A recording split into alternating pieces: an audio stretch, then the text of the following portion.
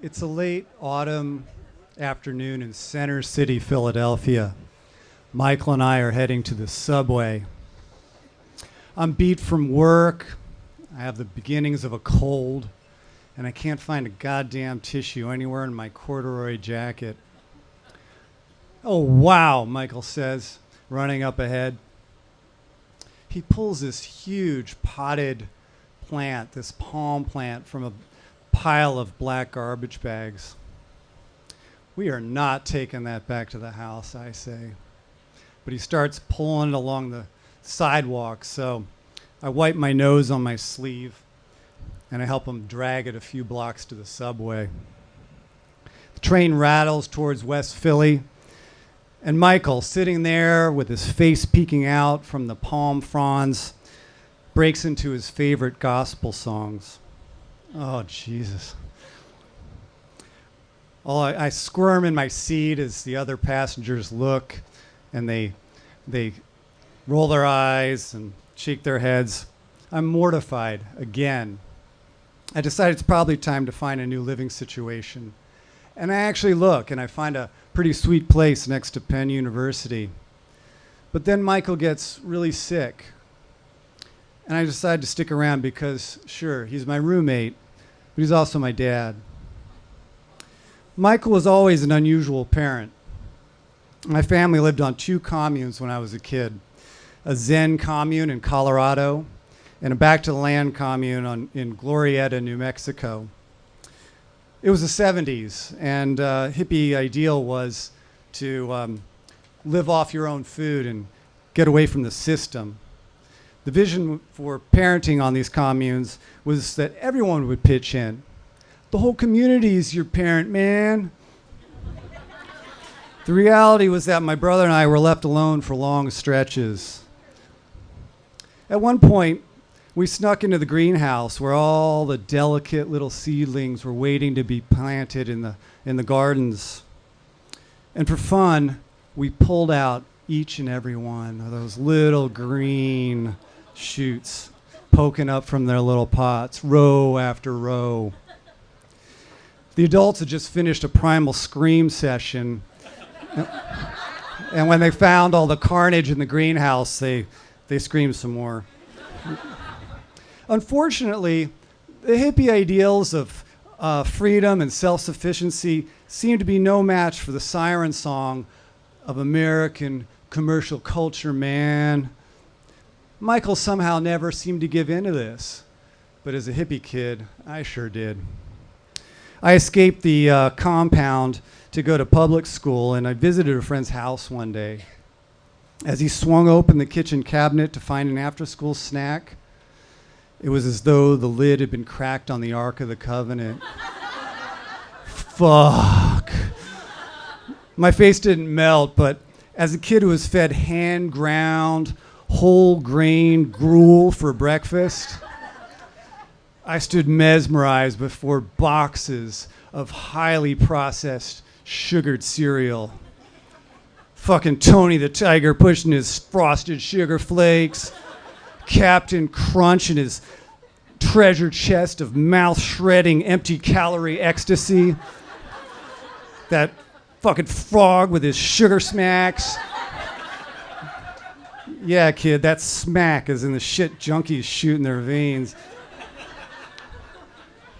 If that hadn't sealed the deal, a short while later, my parents took us to a picnic at a state park.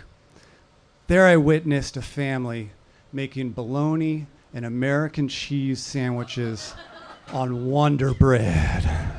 Whoa, fuck. As I set down my hand-ground peanut butter sandwich with bread as dry as the fucking Sahara Desert, I had the thought, that's America, and I want it. Luckily for me, the commune scene didn't work out, and we moved to Upper Canyon Road in Santa Fe. We were still using an outhouse, but at least it was a bike ride distance to Woolworths. The thing was, Michael rented a separate place and lived on his own. He'd grown a bushy beard now, and he came over to visit us and grab my brother and I with his big hands and swing us between his long legs. But other times, when he came to visit, he just locked himself in the bedroom, and we could hear him crying. Not long after that, my parents split for good, and I moved with my mother and my now 2 brothers to New Jersey, suburban New Jersey, where she had grown up. Michael stayed in Santa Fe, living in a converted school bus up on cinder blocks at the end of a dirt road. In Jersey, I kept getting, "Hey, you a boy or a girl?" So I lost my shoulder-length hippie hair and my first barbershop haircut. My mother, now working 3 jobs, didn't have time to hand grind anything. And my brothers and I fully immersed ourselves in highly processed American culture. When I turned 13, Michael talked my mother into sending me to visit him for the summer. I had mixed feelings. At this point, I hardly knew him. And though I hadn't admitted it to myself, I was angry at him. I was pissed. But I went. In Santa Fe, Michael set me up with a bicycle so I could accompany him on his gardening gigs. He had put those commune skills to some practical use. Since he didn't own a car, we hitchhiked for longer trips. And he would put me out in front so we'd get more rides. Meanwhile, I connected with some old friends, and Michael and his hands-off parenting approach, I got introduced to weed. We visited Michael's friends too, and spent a lot of time with this guy named Charles. Then one evening, Michael and I were eating his weird version of enchiladas in the back stairs of the school bus. Sun setting over the arroyo, the smell of pinon trees in the air. "I got something to tell you," he said. I took another bite of enchilada and shrugged my shoulders. "All right." He says, "Brian, look at me." So I do. "I'm gay. I love men," he said. "Do you understand?" My mind suddenly flashed to those photos of naked guys in that shiny bronze cock sculpture on Charles' coffee table. Oh, duh. He asked if I had any questions. No, I'm cool, I told him. Back in Jersey, I was in middle school now, where the worst insult that could be leveled at a pubescent white boy in the 1980s was faggot. I didn't know a single out person. So as much as I like to brag about my summer in Santa Fe, I was glad that my confusingly gay dad was 2,000 miles away. Plus, he had also told me he felt more comfortable thinking of me as a friend rather than a son. Yeah, that didn't clarify anything. Now, perhaps the most successful hippie movement in the United States was called Movement for a New Society. Not many people know about it. MNS for short. I'm not going to do the history justice here, but a bunch of way more organized urban hippies got together and created some real fucking hippie infrastructure. There was the MNS Credit Union, the MNS Food Co-op, the MNS Publisher, New Society Publishers, and they're all still around today. But the heart of the movement was a bunch of 4-story houses where 10, maybe 12 hippies could shack up and live affordably. Each person had their own room, but they shared common meals and other resources. The rule of thumb was that one should spend a third of one's time earning bread money and the remaining 2/3 doing social change work. It was essentially a social change movement built on a roommate model. And it was a situation that suited Michael perfectly when he decided it was time to leave Santa Fe. He got a room at the M&S house, plugged into the infrastructure, and started cleaning houses part-time for his bread money. Oh, and since M&S is based in Philly, he was now just a short bus ride away from my formerly insulated world. There were several close calls during my high school years when my friends almost found out about my dad. The most harrowing was when he reconnected with some former hippie friends who had kids at my school. I wasn't there, but one evening they had a sing-along after dinner, and apparently Michael led one verse of "If You're Happy to Know It" with If you're gay and you know it, clap your hands. Hell, why not just pull my pants down in front of the school? Well, that got out, and I was only through aggressive PR and threats to a couple of friends that I kept it from spreading. I graduated high school without the truth being revealed and got ready to head west to Colorado for college. I couldn't wait to get the hell out of Jersey. Michael called me from Philly and told me he had some friends who were moving out to Colorado and I could earn some money by driving a car out for them. Oh, he said, I also wanted to let you know, I'm HIV positive. That was 1987, the year AZT, the first effective AIDS drug, became legal in the US, which meant that HIV was not quite a pure death sentence. So I drove out west in a borrowed car, thinking about this news while eating greasy hash browns at Stuckey's restaurants. I started attending classes at the University of Colorado, these lecture halls packed with a couple hundred bored, hungover freshmen. And I thought about Michael.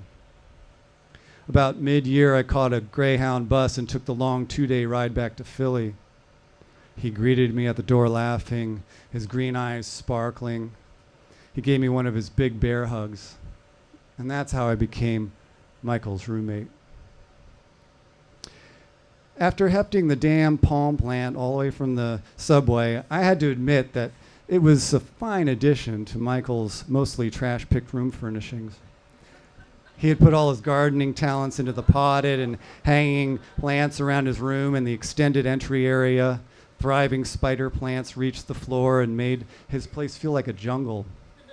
He would invite roommates to join him for tea and pinochle, and since my room only had a futon and a dresser, I played lots of cards at his place.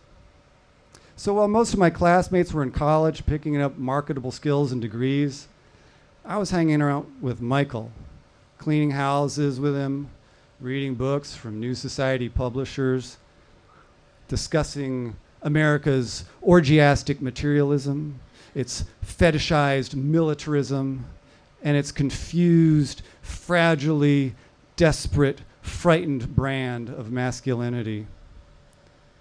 Michael introduced me to homeless philosophers, institutionalized poets, and generally challenged any assumptions I had about the folks whom society had tossed aside as worthless. As I got more comfortable with his wacky behavior, I sometimes accompanied Michael to the neighborhood church. You see, for him, Jesus was a hippie rebel worthy of songs of praise. He belted out the hymns with such abandon that proper church ladies with much better voices looked askance at him. When a new milquetoast minister gave him a polite hug and a few pats on the back at the end of the service, Michael laughed and said, "What the hell kind of hug is that?" He squeezed the man of God in his big arms and smacked his back. And my dad took his AZT religiously and seemed to be holding off opportunistic infections. But this was still the early days of AIDS, and there was no telling. My brother, Chris, graduated high school and decided to join us at MNS, and Charles, Michael's lover and companion, moved from Santa Fe and found an apartment nearby. Inspired with new energy, Michael decided to plant a garden out in front of the big row house. He and Charles took the subway to the garden center, and Michael hefted a big bag of garden soil onto his shoulder and headed back home. But just off the subway, a pain shot through his lower back, and he collapsed on the sidewalk, dropping the heavy bag.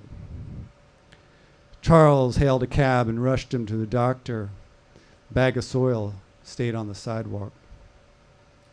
The news was not good. Michael's liver was wrecked by infection and also possibly the high doses of AZT. You've all seen pictures of people wasting away from AIDS infections. For my father, it was fast. Just a few months and he was skin and bones, unable to even prop himself up. As I sat next to his hospital bed, listening to his shallow breathing, blood and spittle caked around his mouth, I considered this man, my friend, my freak, my roommate, my dad. I felt like that abandoned bag of garden soil carried briefly in Michael's loving arms, then dropped and busted open there on the West Philly sidewalk. The memorial service was held at the neighborhood church. All of Michael's family and friends, the functional and the broken, sang his favorite songs and remembered him. We took his ashes back and turned them into the soil in the new garden. Then I went upstairs and looked around the empty space my roommate had left behind.